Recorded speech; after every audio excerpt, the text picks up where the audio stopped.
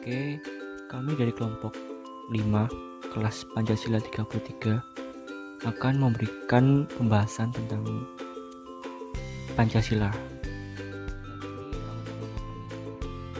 Oke, lanjut. Untuk pembahasan, kelompok kami membaginya menjadi 3 sub pembahasan. Yang pertama, sejarah BPUPKI. Yang kedua, survei terkait Pancasila. Dan yang ketiga, hasil analisis. Yang pertama, apa itu BPUPKI? BPUPKI adalah sebuah badan yang dibentuk oleh Jepang pada saat masih menjajah Indonesia. Karena dibentuk oleh Jepang, BPUPKI dikenal dengan nama Dokuritsu Junbi Chosakai. Badan ini diketuai oleh Dr. Rajiman Widodingrat dan beranggotakan 60 orang. Selanjutnya adalah sejarah BPUPKI. Jepang menguasai Indonesia setelah Belanda menyerah di Kalijati, Subang, Jawa Barat pada tanggal 8 Maret 1942. Kedatangan Jepang semula disangka baik oleh bangsa Indonesia. Banyak semboyan dikumandangkan oleh Jepang seperti Jepang Pelindung Asia, Jepang Pemimpin Asia, dan Jepang Cahaya Asia menarik simpati bangsa kita. Tapi kenyataannya, sejarah menunjukkan bahwa Jepang tidak berbeda dengan Belanda. Tujuan Jepang sebenarnya adalah untuk meneruskan penjajahan atas bangsa Indonesia untuk kepentingan Perang Pasifik Jepang. Lalu latar belakang. Pada Perang Pasifik, Sekutu mulai berhasil menguasai pulau-pulau yang dikuasai Jepang pada akhir tahun 1944. Akibat dari kekalahan Jepang ini, Perdana Menteri Jepang Kunai Koiso menjanjikan kemerdekaan Indonesia pada tanggal 7 September 1944. Janji Koiso adalah pernyataan yang disampaikan Perdana Menteri Jepang Kunai Koiso dalam sidang istimewa Teikoku Henkai ke-85 di Tokyo. Janji Koiso berisi janji kekaisaran Jepang untuk memberikan kemerdekaan bagi bangsa Indonesia suatu hari nanti. Lalu, apa realisasi janji Koiso? Realisasi janji Koiso adalah dibentuk Dokuritsu Junbi Chosakai atau BPUPKI pada tanggal 1 Maret 1945. Diharapkan janji ini akan menyemangati dan membuat bangsa Indonesia simpatik kepada Jepang sehingga Jepang mendapat bantuan yang dibutuhkan dalam Perang Pasifik. Referensi film yang kami gunakan berjudul Sidang BPUPK Full Movie. Berdasarkan film yang kami tonton, Sidang BPUPKI digelar dari tanggal 29 Mei 1945 hingga 1 Juni 1945. Dalam film tersebut, juga ditunjukkan ada beberapa tokoh yang mengusulkan pendapatnya terkait dasar negara. Yang pertama ada Muhammad Yamin. Usulan Muhammad Yamin banyak disanggah oleh Dr. KRT Rajiman Widodiningrat karena yang ia sampaikan bukan merupakan dasar negara, namun lebih ke bentuk negara Indonesia.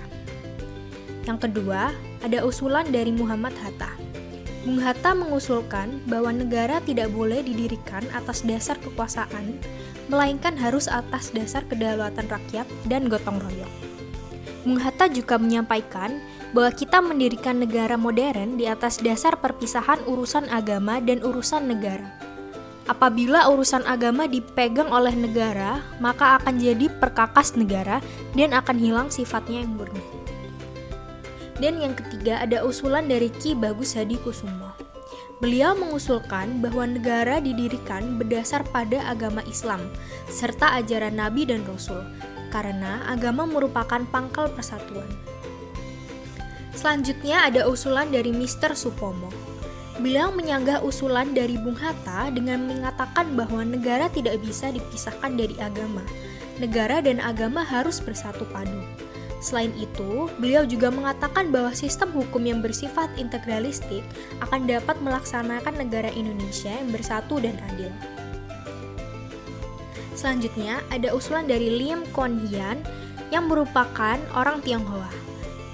Beliau tidak setuju paham kebangsaan sebab di dunia hanya ada satu bangsa manusia sehingga tidak boleh ada peperangan antar bangsa. Dan yang terakhir ada usulan dari Insinyur Soekarno. Menurut Insinyur Soekarno, setiap negara yang ingin berdiri harus memiliki dasar negara. Sehingga beliau mengusulkan beberapa prinsip.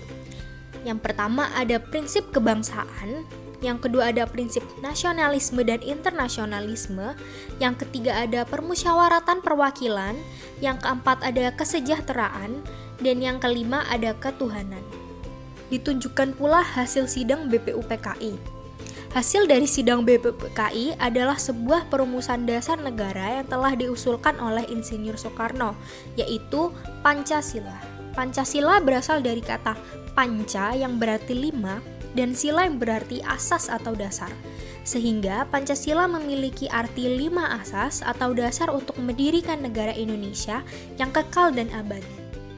Selanjutnya kami telah melakukan survei terhadap beberapa responden dengan data yang telah kami dapatkan seperti umur responden, yakni sebagian besar berumur 19 tahun, kemudian beberapa di antaranya berumur 18 tahun, 20 tahun, dan 16 tahun.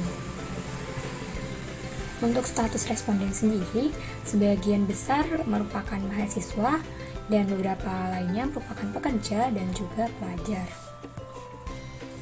Untuk domisili responden sendiri, sebagian besar berada di Pamekasan, Jember, Gresik, dan juga Jombang, serta beberapa lainnya dari beberapa daerah di Indonesia. Kemudian kami juga mengajukan beberapa pertanyaan, salah satunya yakni terkait apa yang diketahui oleh responden tentang Pancasila.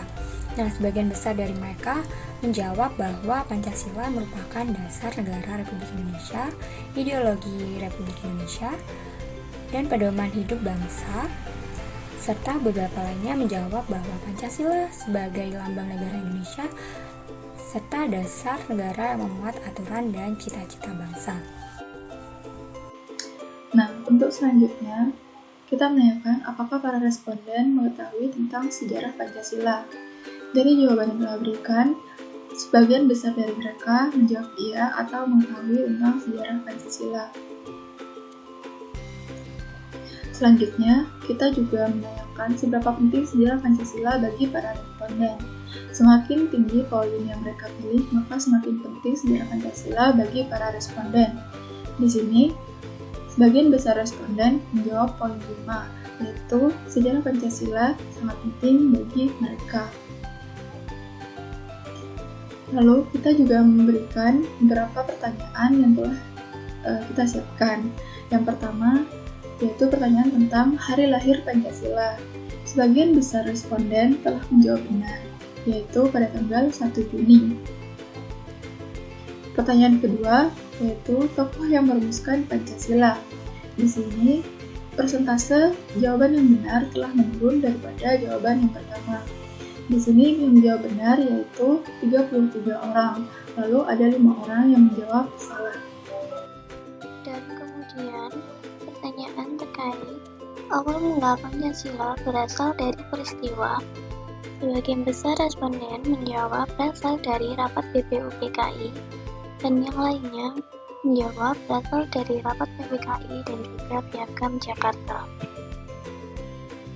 Kemudian letak rumusan Pancasila yang benar dan sah ada di semua responden menjawab sama, yaitu pada pembukaan Undang-Undang Dasar 1945 pada alinea yang keempat. Lalu, apakah kamu telah mengimplementasikan nilai-nilai terkait Pancasila? 86% responden menjawab iya dan 13% lainnya menjawab tidak. Dalam hal apa Anda mengimplementasikan nilai Pancasila? Responden menjawab, toleransi antar umat beragama, mengimani adanya Tuhan Yang Maha Esa, mengikuti pilkada sesuai dengan Pancasila sila yang keempat, toleransi, musyawarah, dan gotong royong, kemudian menjaga kerukunan dan lain-lain. Sumber apa yang Anda gunakan dalam menjawab pertanyaan terkait sejarah Pancasila di atas? 81% responden menjawab dari pengetahuan pribadi dan 18% lainnya menjawab dari internet. Nah, dari penjelasan yang telah dijelaskan oleh teman-teman saya sebelumnya, dapat kita tarik analisis. Yang pertama, secara umum, responden telah mengetahui sejarah Pancasila. Jawaban salah banyak terdapat di pertanyaan terkait tokoh-tokoh yang merumuskan Pancasila, juga peristiwa awal mula pembentukan Pancasila. Yang kedua, dari hasil yang telah didapat diketahui bahwa rata-rata responden menganggap bahwa Pancasila sebagai dasar negara, ideologi, dan pertemuan untuk bangsa. Dan yang ketiga, sebagian besar responden menganggap bahwa Pancasila dan nilai yang terkandung di dalamnya itu penting dan telah mereka implementasikan dalam kehidupan sehari-hari. Nah, untuk kesimpulan yang dapat diambil dari yang telah dijelaskan sebelumnya, sebagai masyarakat telah mengetahui tentang sejarah negara Indonesia, terutama terbentuknya Pancasila. Selain itu, masyarakat juga telah mengimplementasikan nilai-nilai yang ada di dalam Pancasila ke dalam kehidupan sehari-hari. Sekian yang dapat dijelaskan oleh kelompok kami. Apabila ada tutur kata yang salah, mohon maaf. Kurang lebihnya mohon maaf.